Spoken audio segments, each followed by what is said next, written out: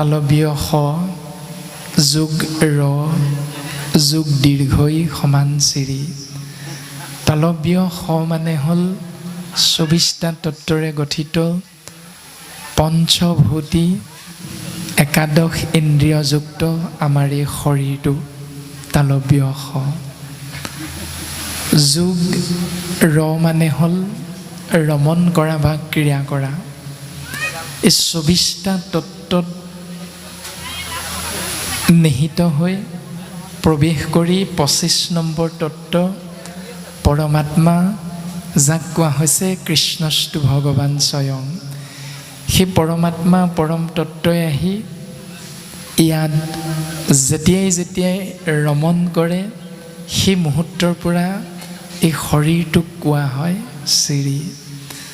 আৰু এদিন সেই পৰম তত্ত্ব ওলাই গুচি যায়, যাৰ বাবে আমি চিৰি শব্দৰ বিপৰীতে সেই একেজন শৰীৰধাৰী ব্যক্তিৰ নামটোৰ আগত প্ৰয়াত স্বৰ্গীয় চন্দ্ৰবিন্দু আদি শব্দবিলাক আশ্ৰয় কৰিবলৈ ধৰোঁ। সেয়াই হ'ল চিৰি পৰম আত্মা কৃষ্ণ তত্ত্ব। আৰু সেই কৃষ্ণ তত্ত্বৰ শ্ৰীমুখৰ দ্বাৰা নিগৰিত বাক্যকে কোৱা হৈছে গীতা শাস্ত্ৰ, গীতা তত্ত্ব। আৰু গীতা শাস্ত্ৰ সমস্ত জনাৰে জ্ঞাত যে সত্যযুগ ত্ৰেতা যুগ পাৰ হৈ দ্বাপৰ যুগৰ শেষৰ ফালে যেতিয়া বিখ্যাত ভাৰত যুদ্ধৰ আয়োজন হৈছে আৰু সেই ভাৰত যুদ্ধৰ প্ৰাক্ষণত যুদ্ধ ক্ষেত্ৰৰ মধ্যম স্থানত কপিধ্বজ নামৰ ৰথত আৰোহণ কৰা জীৱাত্মাৰ প্ৰতীকস্বৰূপ অৰ্জুনৰ আগত সৃষ্টি স্থিতি প্ৰলয়ৰ গৰাকী পৰম আত্মা ইখতত্ত্ব কৃষ্ণদেৱে নিজ মুখেৰে প্ৰকাশ কৰিছে। আৰু তাকেই আশ্ৰয় কৰা হৈছে কৃষ্ণ দ্বৈপায়ন বেদব্যাসৰ দ্বাৰা লিখিত ৰূপত। আৰু অসমীয়ালৈ অনুবাদ কৰিছে গোবিন্দ মিশ্ৰদেৱে। আৰু গোবিন্দ মিশ্ৰদেৱে অসমীয়ালৈ অনুবাদ কৰি জয় জয়তে গীতা শাস্ত্ৰৰ প্ৰাৰম্ভণিতে মংগলাচৰণ যোগ কৰি সেই মংগলাচৰণৰ পদবন্ধে প্ৰকাশ কৰিছে শ্ৰী কৃষ্ণায়ে নমো নমঃ। মংগলাচৰণ দুলৰি হেৰা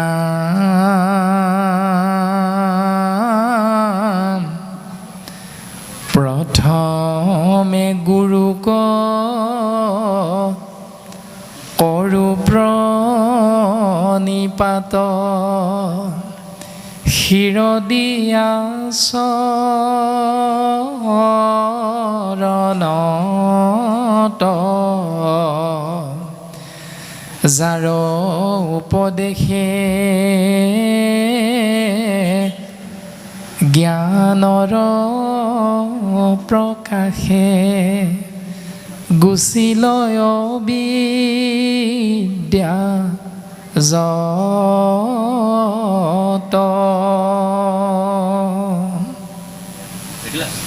ৰাম ৰাম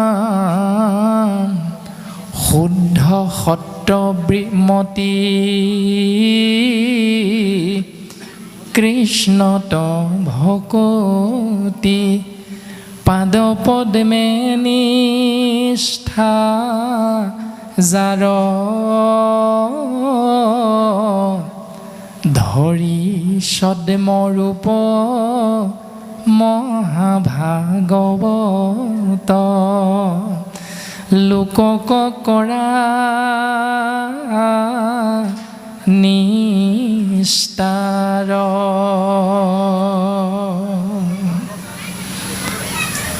চাৰিটি ভাগত বিভক্ত আমি জীৱতত্বৰ শ্ৰেষ্ঠতম জীৱ হ'লোঁ হেনো মানুহ নামৰ আমি জীৱ।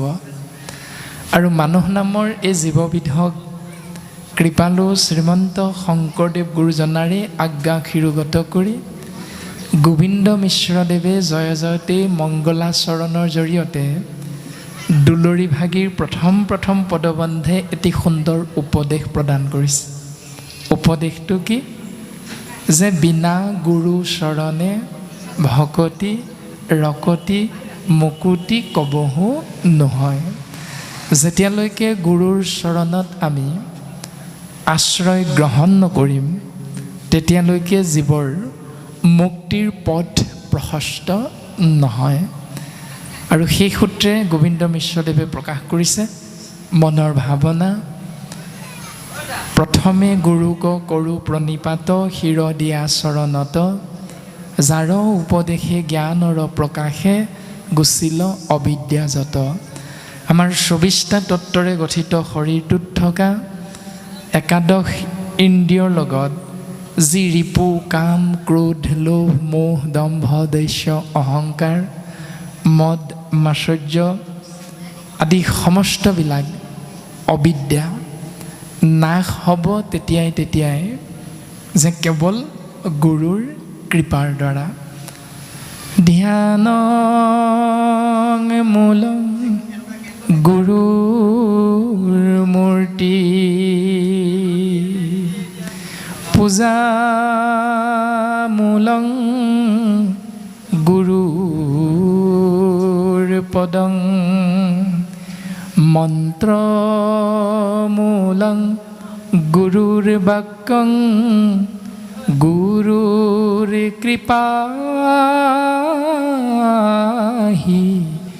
কেৱলম।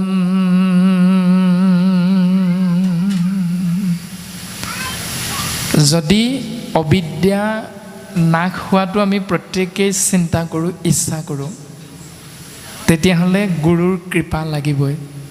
গুৰুৰ কৃপাহি কেৱলম। কিন্তু গুৰুৰ কৃপা সহজতে পোৱা বস্তু নহয়। গুৰুৰ কৃপাৰ দ্বাৰা অবিদ্যা নাশৰ বাবে যদি শাস্ত্ৰৰ উপদেশ আমি আশ্ৰয় কৰিব বিচাৰিছোঁ তেতিয়াহ'লে প্ৰথম আমাৰ কৰ্ম হ'ল ধ্যানং মূলং গুৰুৰ মূৰ্তি। আমি গুৰুৰ অৱয়ব, গুৰুৰ ৰূপ আমি ধ্যানত আশ্ৰয় কৰিব লাগিব। তাৰ পাছতে পূজা মূলং গুৰুৰ পদম। যদি আমি পূজা কৰিব বিচাৰোঁ তেতিয়াহ'লে ৩৩ কোটি দেৱ দেৱতাৰ পূজাৰ কথা নাই কোৱা। যদি পূজা কৰা বা সেৱা কৰা তেতিয়াহ'লে একমাত্ৰ গুৰুৰ চৰণ যুগল হৃদয়ত তুমি চিন্তা কৰিব লাগিব। এইটো হ'ল শাস্ত্ৰসন্মতে মনুষ্যৰ মংগলৰ অৰ্থে আশ্ৰয় কৰিব লগা পূজা বা সেৱা। তাৰ পাছতে যদি মন্ত্ৰ উচ্চাৰণ কৰিলেহে জীৱৰ মংগল হয় তেতিয়াহ'লে মন্ত্ৰ এটাই, সেয়া হ'ল গুৰুৰ বাক্যম। যে গুৰুৱে আমাক যি বাক্য শিকাই দিব সেই বাক্যকে আমি মন্ত্ৰ হিচাপে আশ্ৰয় কৰি যদি জীৱনৰ প্ৰত্যেক মুহূৰ্ততে আমাৰ জীৱনটো আগবঢ়াই নিবলৈ সেই ব্যৱস্থাটো পালন কৰোঁ, নিশ্চিত ৰূপত জীৱৰ মংগল সাধন হয়। আৰু এয়াই হ'ল গুৰুৰ কৃপা। এতিয়া তাকে আশ্ৰয় কৰিবলৈ যাওঁতে হিৰণ্যকশিপুৰৰ 4 পুত্ৰৰ ভিতৰত কশিপুত্ৰ 4 পুত্ৰ ভিতৰত বৈষ্ণৱ হ'ল প্ৰহ্লাদ। আৰু সেই প্ৰহ্লাদে মাতৃ কায়াধুৰ গৰ্ভতে দেৱঋষি নাৰদৰ কৃপাধন্য হৈ ভগৱন্ত পুৰুষৰ নিৰ্গুণ নাম আশ্ৰয় কৰি জগতত ভক্ত হিচাপে নিজৰ চিনাকি ৰাখি থৈ গৈছে। আৰু 5 বছৰ বয়সতে আমাৰ দিহানামতো এজোকা এনেধৰণে আশ্ৰয় কৰা হয়। হীৰাম মাতৃৰ গৰ্ভতে প্ৰহ্লাদে ৰাম নাম পালে, নাম হৃদয়তে থলে। এৰাম 5 বয়সতে প্ৰহ্লাদে ৰাম নাম গালে বান্ধৈ হৰি নাম গালে এই ৰাম শুনি দৈত্যপতি দিলে নানান শাস্ত্ৰী ৰাখে হৰি মাৰে কোনে মাৰে হৰি ৰাখে কোনে অৰ্থাৎ হৰিয়ে নাৰাখিলে কি জৰিয়ে ৰাখিব গতিকে মাতৃ গৰ্ভতেই প্ৰহ্লাদে সেই ৰাম নাম বস্তু আশ্ৰয় কৰিছে আৰু সেই ৰাম নাম আশ্ৰয় কৰি তাকেই মন্ত্ৰমূলং গুৰুৰ বাক্য হিচাপে এই সংসাৰত যেতিয়া পিতৃয়ে শুক্ৰাচাৰ্যৰ দুই পুত্ৰ খণ্ড আৰু অমৰ্কৰ ওচৰত শিক্ষা গ্ৰহণৰ বাবে পঠিয়াই দিছিল তেতিয়াই সেইখিনি সময়ত বামানয় শাস্ত্ৰ আশ্ৰয় নকৰি খণ্ডামৰ্কই যিহেতু বামানয় শাস্ত্ৰ শিশুসকলক শিক্ষাৰ্থীসকলক প্ৰদান কৰিছিল কিন্তু প্ৰহ্লাদৰ মনে তাংক নমানন্ত ভাল মনেৰে সেইটো আশ্ৰয় কৰা নাছিল আৰু আশ্ৰয় নকৰি তেওঁ লগৰীয়াসকলক শিক্ষা প্ৰদান কৰিছিল উপদেশ প্ৰদান কৰিছিল যে বৈষ্ণৱৰ সংগ যিটো লৈবা প্ৰথমত গুৰু মানি শুশ্ৰূষা কৰিবা ভালমত আমাৰ ২৪টা তত্ত্বৰে গঠিত শৰীৰটোত থকা ১১টা ইন্দ্ৰিয়ৰ শ্ৰেষ্ঠতম ইন্দ্ৰিয়টোৰ নাম হ'ল মন সেইকাৰণে গুৰুজনাই কীৰ্তনত লিখিছে প্ৰহ্লাদ চৰিত্ৰত ও দুৰাচাৰ মন মূৰ ৰাম হৰি বোল ও ৰাম হৰি বোল মন ৰাম হৰি বোল হেৰৌ মন তই যিহেতু দুৰাচাৰী সেইকাৰণে তই আচাৰী হ'বলৈ হ'লে কেৱল এটা কৰ্মক এটা চিন্তাক এটা ব্যৱস্থাক নিৰন্তৰে আশ্ৰয় কৰিব লাগিব পালন কৰিব লাগিব তাৰ নাম হ'ল ৰাম কৃষ্ণ হৰি বিষ্ণু জগত প্ৰসিদ্ধ নাম আৰু সেই দুৰাচাৰী মনটোক ৰাম কৃষ্ণ হৰি বিষ্ণু নাম আশ্ৰয় কৰিলেহে যে আচাৰী হ'ব পাৰে সেই শিক্ষা ৫ বছৰ বয়সতে প্ৰহ্লাদে তেওঁৰ লগৰীয়াসকলক প্ৰদান কৰিছিল যে বৈষ্ণৱৰ সংগ লৈবা প্ৰথমত আমি প্ৰথম মংগল সাধনৰ বাবে বৈষ্ণৱৰ সংগ আশ্ৰয় কৰিব লাগিব আৰু তেওঁলোকৰ সংগত আশ্ৰয় কৰি তেওঁলোকক গুৰুৰ মান্যতা প্ৰদান কৰি তেওঁলোকে দিয়া উপদেশক আমি শিলৰ ৰেখাৰ দৰে পালন কৰিবলৈ চেষ্টা কৰিব লাগিব যে মন্ত্ৰমূলং গুৰুৰ বাক্য আৰু সেই সূত্ৰে গোবিন্দ মিশ্ৰ প্ৰভুজনাই খুব সুন্দৰভাৱে আমাক উপদেশ প্ৰদান কৰিছে প্ৰথমে গুৰুক কৰো প্ৰণিপাত শিৰ দিয়া চৰণত যাৰ উপদেশে জ্ঞানৰ প্ৰকাশে গুচিল অবিদ্যা যত আমাৰ শৰীৰটোত যিমানবিলাক অবিদ্যা আছে অজ্ঞানতা আছে সমস্ত অজ্ঞানতা নাশ কৰি পোহৰৰ পথ দিব পাৰে কেৱল গুৰুৰ বাক্যৰ দ্বাৰা গুৰুৰ উপদেশৰ দ্বাৰা সেইকাৰণে গুৰু শব্দৰ অৰ্থ হ'ল গয়ো গু মানে আন্ধাৰ ৰয়ো ৰু মানে কান্তি বা পোহৰ যাৰ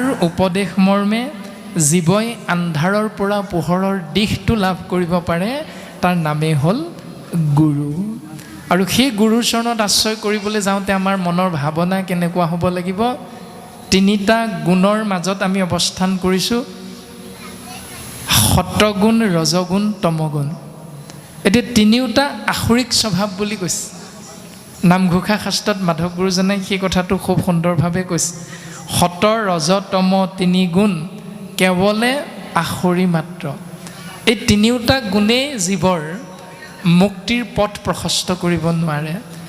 এটাৰ দ্বাৰাহে জীৱৰ মুক্তিৰ পথ প্ৰশস্ত হয়, সেয়া হ'ল শুদ্ধ সত্য বৃত্তি দৈৱৰ সম্পত্তি।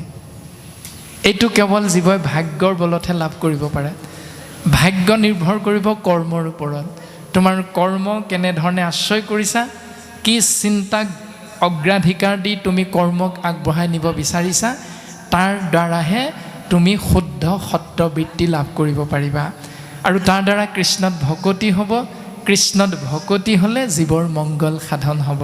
সেইকাৰণে গুৰুজনাই লিখিছে যে মংগলাচৰণ অৰ্থাৎ মংগল যোগ আচৰণ সমান মংগলাচৰণ।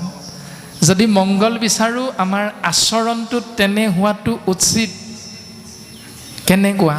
যেনেকৈ শাস্ত্ৰৰ পদে আমাক উপদেশ দিছে। আচৰণখিনি যোগ হ'ব ক'ত? 11টা ইন্দ্ৰিয়ৰ লগত। 11টা ইন্দ্ৰিয় চকু, কাণ, নাক, মুখ, হাত, ভৰি, গুহ্য, লিংগ, মন আদিকে ধৰি 11টা ইন্দ্ৰিয়ৰ যি ধৰ্ম, সেই ধৰ্ম শাস্ত্ৰৰ লগত মিলিছেনে নাই মিলা, তাৰ ওপৰতে নিৰ্ভৰ কৰিব যে মংগল যোগ আচৰণ যদি শাস্ত্ৰ সন্মতে হৈছে, তেতিয়াহ'লে আমাৰ মংগল নিশ্চিত। যি ধৰণে শৰীৰটোৰ বেমাৰ হোৱাৰ লগে লগে আমি বেমাৰটো নিৰাময় কৰিবলৈ মেডিকেললৈ যাওঁ, ডাক্তৰৰ কাষলৈ যাওঁ। ডাক্তৰে যেতিয়া কয়, প্ৰেছক্ৰিপশ্যন এখনত কেইটামান নিয়ম লিখি দিয়ে যে এইকেইটা দৰৱ ৰাতিপুৱা খালী পেটতে এটা খাব, তাৰপাছত দিনত কিবা অকণমান খাই তাৰপাছত এইটো টেবলেট খাব, তাৰপাছত ৰাতি আকৌ এইটো টেবলেটকে আকৌ এবাৰ খাব। অৰ্থাৎ 24 ঘণ্টাত দুবাৰ খাই উঠি আৰু খালী পেটত এইটো আকৌ জুলীয়া কিবা এটা দিব। এনেধৰণে নিয়মকেইটা লিখি দিয়াৰ পাছত ডাক্তৰৰ সন্মুখত হ'ব ছাৰ হ'ব ছাৰ হ'ব ছাৰ বুলি ক'লোঁ। ফাৰ্মেচীলৈ গ'লোঁ, পইচাকেইটাও দিলোঁ, ঔষধৰ ব্যৱস্থাটো কেৰি বেগটোত ভৰাই প্ৰেছক্ৰিপশ্যনখনৰ সৈতে ঘৰলৈ আনি যদি সেই কেৰি বেগটো ঔষধৰ সহিতে গডৰেজত বা বেৰত গজাল এটা মাৰি তাত ওলমাই থওঁ, এটাও যদি ঔষধ পান নকৰোঁ, তেতিয়াহ'লে ডাক্তৰ উপদেশটোৱে আপোনাৰ মোৰ শৰীৰৰ বেমাৰ ভাল কৰিবনে নকৰে? ডাক্তৰে ক'লে কাণেৰে শুনিলোঁ আৰু প্ৰতি সেৱাভাগো ক'লোঁ যে হয় ছাৰ আপুনি কোৱাটো আমি পালন কৰিম।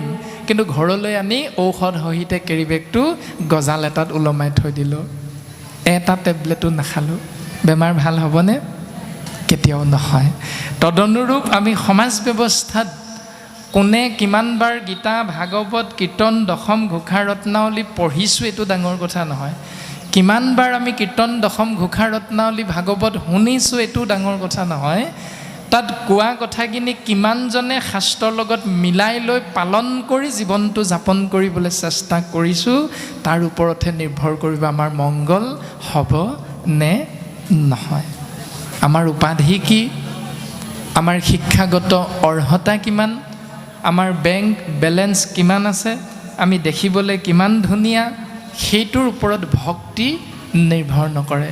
আৰু মুক্তি ধুনীয়া এইবিলাকৰ ওপৰত নিৰ্ভৰ নকৰে। সেইকাৰণে ভাগৱত শাস্ত্ৰৰ প্ৰথম স্কন্ধত গুৰুজনাই লিখিছে, ও নালাগে ভক্তিত দেৱ দ্বিজ ঋষি শুইব, নালাগে সম্ভৃত শাস্ত্ৰ বিস্তৰ জানিব, তপ জপ তীৰ্থ ব্ৰত সবে বিৰম্বন, কেৱল ভক্তিত তুষ্ট সন্ত নাৰায়ণ। ভগৱন্ত সন্তুষ্ট হ'ব তাতেই, ক'ত? কেৱল ভক্তিত। আৰু সেই ভক্তি কৰিবৰ বাবে নালাগে দেৱ দ্বিজ ঋষি শুইব। তুমি দেৱতাও হ'ব নালাগে, তুমি ব্ৰাহ্মণ কুলত জন্মও হ'ব নালাগে ভক্তি কৰিবৰ বাবে। তপ জপ তীৰ্থ ব্ৰত, তুমি ব্ৰতো পালন কৰিব নালাগে, তীৰ্থক্ষেত্ৰও ভ্ৰমণ কৰিব নালাগে, তপস্যাও কৰিব নালাগে, যাগ যজ্ঞ পূজা পাতলো কৰিব নালাগে। কেৱল ভক্তিত তুষ্ট সন্ত নাৰায়ণ, ভগৱন্ত ভক্তিতেই সন্তুষ্ট হয়। আৰু তাৰ বাবে হয়তো মাধৱ গুৰুজনে আমাক এজোকা প্ৰাৰ্থনাৰ জৰিয়তে উপদেশ দিছে। ও কি দিয়া পুজি মে প্ৰভু চৰণে মুৰাৰী, তোমাৰ সেৱাৰ বস্তু নাপালো বিচাৰি।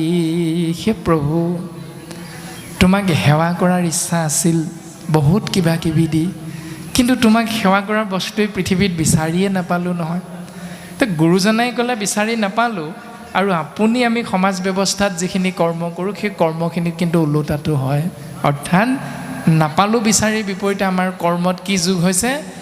তোমাৰ সেৱাৰ বস্তু পালোহে বিচাৰি। আমাৰ কৰ্ম এনেকুৱা হৈ আছে। যদি বিচাৰি নাপালোহেঁতেন তেতিয়া আপুনি আমি মাটিৰ চাকি গছ নানিলোহেঁতেন। যদি আপুনি আমি বিচাৰি নাপালোহেঁতেন তেতিয়াহ'লে আপুনি আমি গুৱা পাণটোত 100 টকা অৰিহণা দিব লাগে বুলি বাধ্য নকৰিলোহেঁতেন। এতিয়া আমি বিচাৰি পাইছোঁ 100 টকা দিলেই ভগৱান সন্তুষ্ট হ'ব। আমি বিচাৰি পাইছোঁ যে 20 কেজি মাহ আনিলেই সন্তুষ্ট হ'ব। আমি বিচাৰি পাইছোঁ যে 15 কেজিমান 2 মোনমান দৈ গাখীৰ দিলেহে ভগৱন্ত সন্তুষ্ট হ'ব। এতিয়া আমাৰ কৰ্ম হৈ আছে তেনেকুৱা। শাস্ত্ৰই কৈছে এক ধৰণে, আৰু আপুনি আমি মংগল বিচাৰি পালন কৰিছোঁ অন্য এক ধৰণে। গতিকে মন্ত্ৰমূলং গুৰুৰ বাক্যং, গুৰুৱে দিয়া সেই বাক্যক মন্ত্ৰ হিচাপে আশ্ৰয় কৰিবলৈ যাওঁতে আমাৰ ক'ৰবাত কেনেবাকৈ সমাজ ব্যৱস্থাৰ নীতি নিয়ম ভুল পথেৰে পৰিচালিত হৈছে নেকি, এইখিনিও আমি আলোচনা কৰাটো প্ৰয়োজন।